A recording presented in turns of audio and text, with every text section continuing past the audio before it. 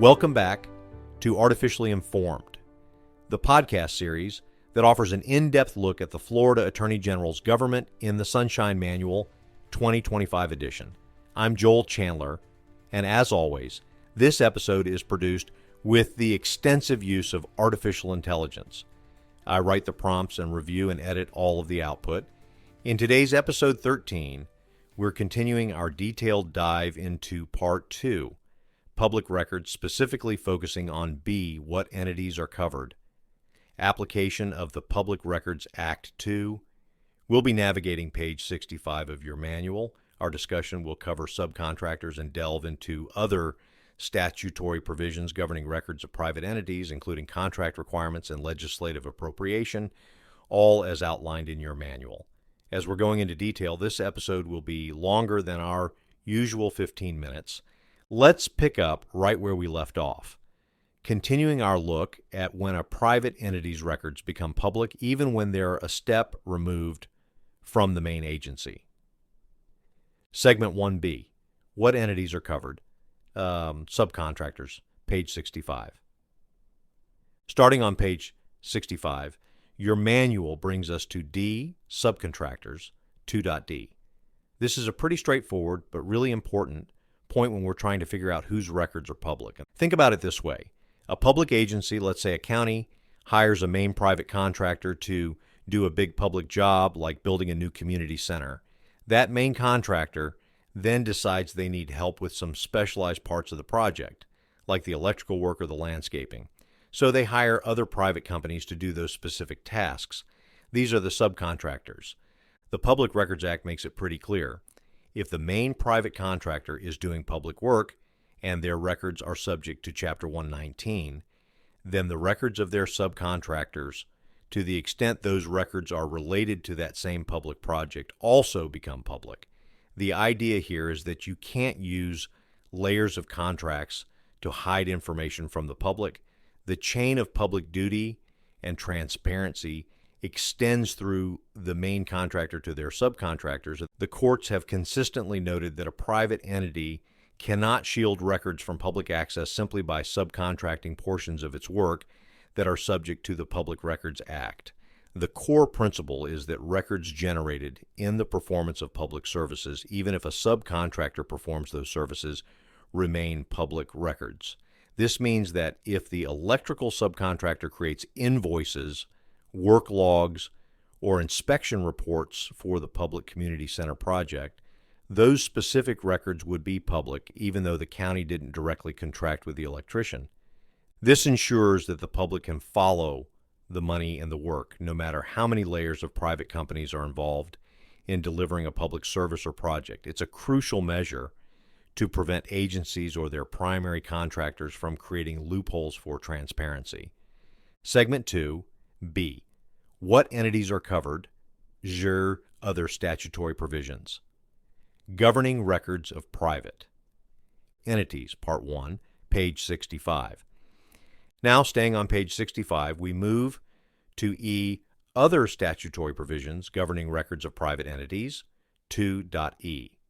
This section is interesting because it highlights that sometimes specific laws directly address the records of private entities in certain contexts.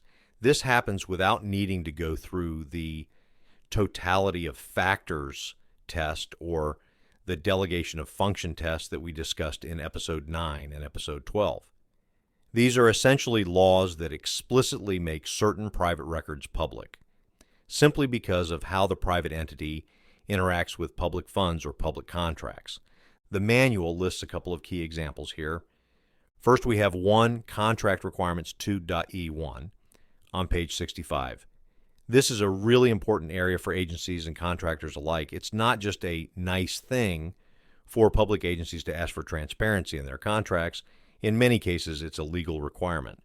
As we discussed in Episode 9, Section 1, 19.0701, subsection 2, paragraph A, Florida statutes specifically mandates the language that must be included in any contract for services entered into by a public agency in Florida. This language ensures that the contractor is explicitly bound by the public records law for records related to that contract. The statute even dictates the exact statement, or one substantially similar, that must be inserted into the contract. It says, if the contractor has questions regarding the application of Chapter 1, 19, Florida statutes to the contractor's duty to provide public records relating to this contract, contact the custodian of public records at the contracting agency's Department of Legal Affairs, or insert another contact method here. And, as we noted, it even specifies that this required language has to be in at least 12-point Times New Roman font, or in a similar font that is easily readable. This level of detail from the legislature truly shows how serious they are about ensuring public access to records, especially those held by private contractors doing public business. So, it's not simply a contractual option, it's a statutory mandate to preserve transparency. It's also crucial to remember the procedural aspects we mentioned. Any request for records held by the private contractor that are subject to this law must be made directly to the contracting agency. You don't go knocking on the contractor's door. The agency is the primary point of contact. The contractor then has a duty to provide those records to the agency so the agency can fulfill the public records request.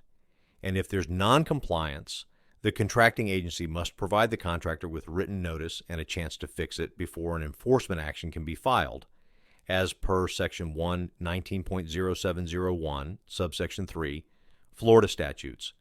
This process ensures the contractor gets a fair chance to comply. Segment 3B.